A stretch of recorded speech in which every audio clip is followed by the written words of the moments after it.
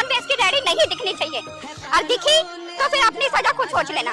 अरे फ्रूट बेच लो, फल बेच लो, सब्जियां बेच लो, ये गंदी बेचना जरूरी है? काम करने वालों को 70 काम है, क्या ये गंद बना रहे हो और गंद खिला रहे हो लोगों को? शर्म आ रही है तेरे को? शर्म आ रही है या नहीं आ रही है? मुंह से बोल अपने। दुकानें नहीं खोली जाएंगी तो नहीं खोली जाएंगी, समझ में नहीं आ रही बात? अभी की अभी उठा इसको तुरंत। जब तुम्हें बोला गली मोहल्ले के अंदर एक कच्चा तुम काट रहे हो, तुम्हें शर्म आनी चाहिए। शर्म आ रही है भैया आपको? शर्म आ रही है आपको? शर्म आ रही है? हमारे धर्म के साथ खिलवाड़ कर रहे हो? शर्म आ रही है तुम्हें? कहाँ खुली है? गवर्नमेंट ऑर्डर है, आदर्श नगर का बाहर में।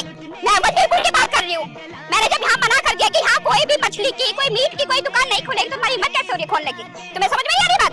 ना कोई भी दुकान यहाँ नहीं लगेगी, ये मच्छी की दुकान नहीं लगेगी। समझ में आ रही है बात? आ गई या नहीं आई?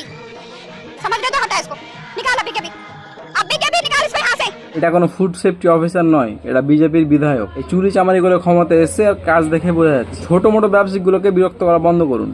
আপনার যদি এতই দয়া থাকে তাহলে গিয়ে ওই বড় বড় এক্সপোর্টারগুলোকে বন্ধ করুন। ভারত আজকে 2য় নম্বরে আছে বিফ এক্সপোর্টারে। আপনার বড় বড় নেতারা চাঁদা নিচ্ছে ওখান থেকে, ওই জন্য ওটা বন্ধ হচ্ছে না, কিন্তু আপনি এই ছোট মোটো ব্যবসায়ীগুলোকে বিরক্ত করছেন। যদি সৎভাবে আসতো ক্ষমতায় তাহলে বুঝতো সাধারণ মানুষের দুঃখটা কি, কিন্তু এরা চুরি চামারি করে এসছে। আমি নিজের মুখে বলছি না, দিল্লির মুখ্যমন্ত্রী নিজের মুখে বলেছে যে তারা ইভিএম এ ধান্দলি করে চুরি চামারি করে ক্ষমতা এসছে। এরা যখন ভোট চাইতে যাবে তখন হাত জোড়ো করে একদম নরমভাবে ভোট চাইবে, আর এমনভাবে বাঘ দিচ্ছে মনে হচ্ছে গোটা এলাকাটা ওর বাপের। আমি বলতে চাই যে আপনি চুরি চামারি করে যেভাবে ক্ষমতায় আসুন, আপনি কদিনের ক্ষমতায় আছেন? পুরো জীবনের জন্য নয়। আপনি এখানকার রাজা নয় যে আপনি ডিসাইড করবেন কোন ধরনের ব্যবসা করবে। যার যেটা ইচ্ছা হবে সেই ব্যবসা করবে। কোনো 2 নম্বরই কাজ করছে না, নিজের পেট চালানোর জন্য ছোটো মোটো ব্যবসা করছে। আপনার যদি খারাপ লাগে আপনি বের হবেন না বাড়ি থেকে। আপনাদের মধ্যে তো অনেক লোকই খায় এগুলো, এমন তো নয় যে একদম টোটালি বন্ধ আছে।